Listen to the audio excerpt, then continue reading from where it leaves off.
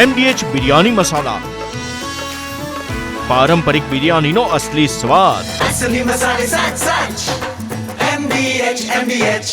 તો આવનારા 3 થી 4 દિવસ રાજ્યને હમરોળશે ધોધમાર વરસાદ. હવામાન નિષ્ણાંત ચિરાગ શાહે આગાહી કરી છે. સાયક્લોનિક સિસ્ટમને કારણે વિવિધ જિલ્લામાં વરસાદની શક્યતા વ્યક્ત કરવામાં આવી છે. દક્ષિણ ગુજરાત અને સૌરાષ્ટ્રમાં ધોધમાર વરસાદના એંધાણ છે. મધ્ય ગુજરાત, ઉત્તર ગુજરાતમાં પણ ભારે વરસાદનું અનુમાન વ્યક્ત કરાયું છે. તો દરિયાકાંઠાના વિસ્તારોમાં 4 થી 5 ઇંચ વરસાદ ખાબકવાનું અનુમાન વ્યક્ત કરાયું છે. સક્રિય સિસ્ટમની પ્રારંભિક પેટર્ન બિપરજોય વાવાઝોડા જેવી હોવાનું પણ ચિરાગ શાહે જણાવ્યું. અલ નીનો બાદ ગુજરાત હવે લા નીનોની અસર હેઠળ છે. ગ્લોબલ વોર્મિંગને કારણે ગુજરાતમાં વરસાદની પેટર્ન બદલાયાનું અનુમાન લગાવાઈ રહ્યું છે. સમગ્ર મામલે વાત કરવા માટે હવામાન નિષ્ણાંત ચિરાગ શાહ પણ આપણી સાથે જોડાઈ રહ્યા છે અને તેમની પાસેથી જાણીએ કે હવે આવનારો સમય હવામાનને લઈને કેવો રહેશે.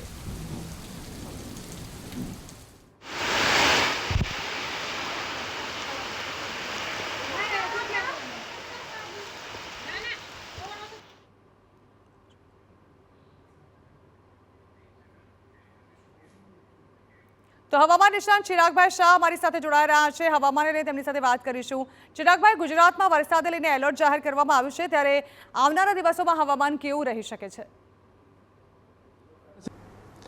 જી, આપણે એકચ્યુઅલીમાં આપણે છેલ્લા 3-4 દિવસથી જોઈ રહ્યા છીએ કે જે આ વખત સિસ્ટમ સક્રિય થઈ છે નીચે કેરળની સાઈડ ને ગોવાથી લઈને મહારાષ્ટ્ર સુધી અત્યારે જે આગળ વધી રહી છે, તો એ સિસ્ટમની અંદર એવું છે કે આ વખતનું જે સિસ્ટમ છે એ અડધી દરિયાની સપાટી ઉપર છે અને અડધી જમીનની સપાટી ઉપર છે. હવે એ સિસ્ટમમાંથી અત્યારે લો પ્રેશરમાં કન્વર્ટ થશે. લો પ્રેશરમાંથી એ વેલમાર્ક લો પ્રેશરમાં અને વેલમાર્ક સુધી કદાચ ડિપ્રેશનમાં જવાની સંભાવના છે. પણ હાલના સંજોગોમાં જે લો પ્રેશર ક્રિએટ થયું છે એના લીધે આપણા ગુજરાતના દક્ષિણ ગુજરાતની વાત કરીએ, સૌરાષ્ટ્રના વિસ્તારની વાત કરીએ, દક્ષિણ ગુજરાતની વાત કરું તો આપણે જે સુરત છે, વાપી છે, વલસાડ છે, સૌરાષ્ટ્રની અંદર દરિયાકાંઠાના તમામ વિસ્તારો, એના સિવાય સૌરાષ્ટ્રની અંદર બોટાદ છે, રાજકોટ છે, આ બધા વિસ્તારની અંદર આવનારા 2 દિવસની અંદર ભારેથી અતિ ભારે વરસાદ પડવાની પૂરેપૂરી સંભાવના છે ડ્યુ ટુ ધ સિસ્ટમ.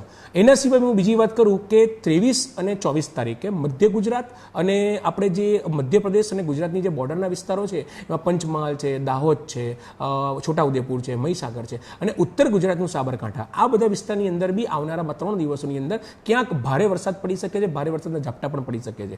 એટલે આપણે વાત કરીએ આ સિસ્ટમના કારણે જો વરસાદની વાત કરું તો ગુજરાતની અંદર આવનારા 3 થી 4 દિવસોમાં આપણને અમુક જિલ્લાઓમાં રેડ એલર્ટ પણ જોવા મળશે, અમુક જિલ્લાઓમાં ભારેથી અતિભારે વરસાદ જોવા મળશે, અમુક જિલ્લામાં નાના મોટા હળવા ઝાપટા પણ જોવા મળશે અને કંઈક મધ્યસ્થી વરસાદ પણ જોવા મળશે ડ્યુ ટુ ધીસ સિસ્ટમ. જી, તો હાલની જે સક્રિય સિસ્ટમ છે ગુજરાત માટે કેટલી ચિંતાજનક ગણાવી શકાય? શું તે ગુજરાત માટે મોટો ખતરો બની શકે છે? હવામાન નિષ્ણાંતોનો તો આ સિસ્ટમ જોઈને બિપરજોય વાવાઝોડાની પણ યાદ આવી ગઈ છે. ત્યારે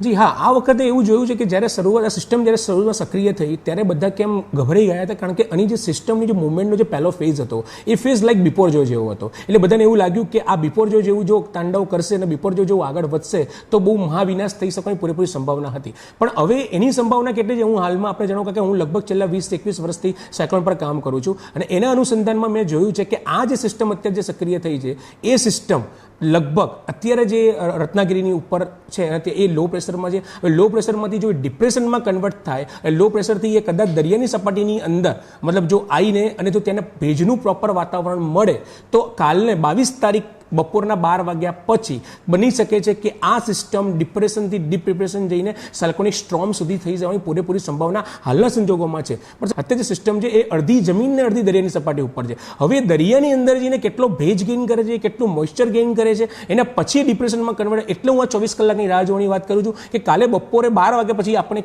પ્રોપર પિક્ચર પણ ખબર પડશે કે ડાયરેક્શન ગુજરાત તરફ. અને હા, એ જરૂર છે કે જો એ સિસ્ટમ સક્રિય થાય અને ડિપ્રેશન ક્રિએટ થાય તો એ જે છે એ ગુજરાત તરફ વળવાની પૂરેપૂરી સંભાવના હાલના અમારા મોડલના અનુમાન પ્રમાણે છે.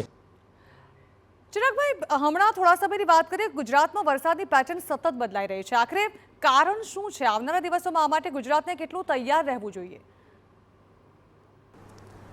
આપણે છેલ્લા 2015થી જોઈ રહ્યા છીએ કે ગુજરાતની અંદર પેલા 2001માં જે છેલ્લે વાવાઝોડું આવેલું એના પછી 2015માં વાયુ વાવાઝોડું શરૂ થઈ. વાયુ, પછી નિસર્ગ, પછી આપણે તાઉતે, બિપરજોય અને ફેની, આ બધા વાવાઝોડા આપણે નામ સાંભળ્યા. અને આ બી વાવાઝોડું કદાચ જો ફોર્મ થાય તો એનું નામકરણ કદાચ શ્રીલંકા દ્વારા શક્તિ કરીને એનું કંઈક એસ્ટાબ્લિશ કરવાના છે, પણ હજુ સાયક્લોન ફોર્મ થયું નથી. તો આ પેટર્ન ચેન્જ થઈ રહી છે. પેટર્ન ચેન્જ થવાની પાછળ એક જ રીઝન છે કે આપણા વિશ્વ સ્તરે ગ્લોબલ વોર્મિંગમાં કાર્બન ડાયોક્સાઇડનું પ્રમાણ વધી રહ્યું છે અને એ કાર્બન કાર્બન ડાયોક્સાઇડના કારણે આપણો જે વિશ્વનો એન્ટાર્ટિકાનો બરફ છે એ ઓગળી રહ્યો છે. હવે એન્ટાર્ટિકાનો બરફ ઓગળવાના કારણે જે આપણા જે પ્રવાસી પવનો છે, જે સિઝન મોન્સૂન લઈને આવતા હોય, જે સિઝન એસ્ટાબ્લિશ કરતા હોય, એની અંદર થોડી ઘણી ગડબડ થાય, એની અંદર ક્યાંક ઘટ ઉત્પન્ન થાય, જેના કારણે આપણને આવી સિસ્ટમ જોઈ રહ્યા છે. બીજું મૂળ કારણ છે આપણા ગુજરાતમાં કેમ વાવાઝોડા આવે છે. એ હું તમને કહું કે આપણા ગુજરાતની અંદર આરબ સમુદ્રમાં છેલ્લા 10 વર્ષથી આપણે ગતિવિધિ જોઈ રહ્યા છે. અને ગુજરાતની જે પશ્ચિમના વિસ્તારો બધા જ મતલબ કહેવાય ને કે ગરમ વિસ્તારો છે, જે બી અફઘાનિસ્તાન, આરબ છે, યુએઈ છે,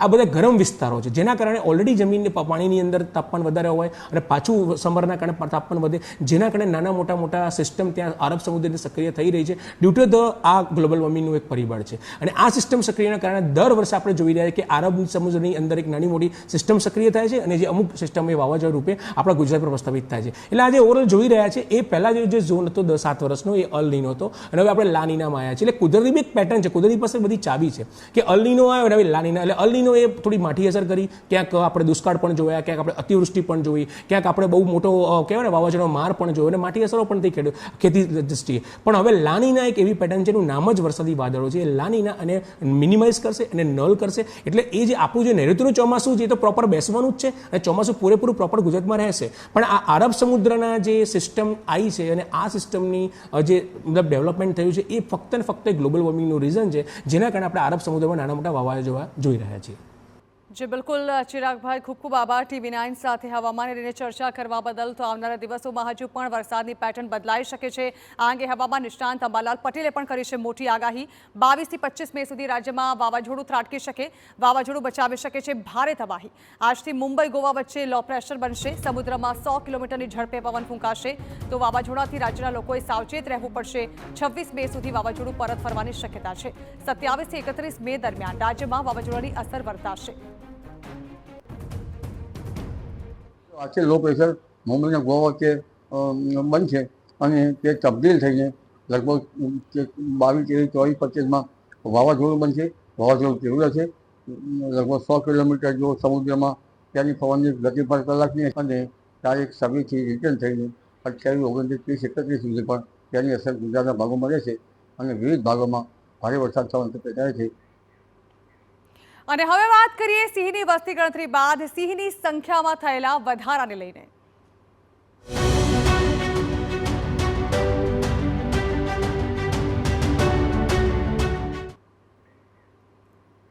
ગુજરાતમાં 891 પર પહોંચી છે સાવજોની સંખ્યા. મુખ્યપ્રધાને સિંહની વસ્તી ગણતરીનો સત્તાવાર આંકડો જાહેર કર્યો છે. વર્ષ 2020માં ગુજરાતમાં અંદાજે 674 MDH કિચન કિંગ મસાલા રસોડામાં હોય તો આપણે કંઈ પણ બનાવી શકીએ છીએ. રીંગણાનો ઓળો, બટેટા ફુલાવર, ભીંડી મસાલા અને બીજું ઘણું બધું.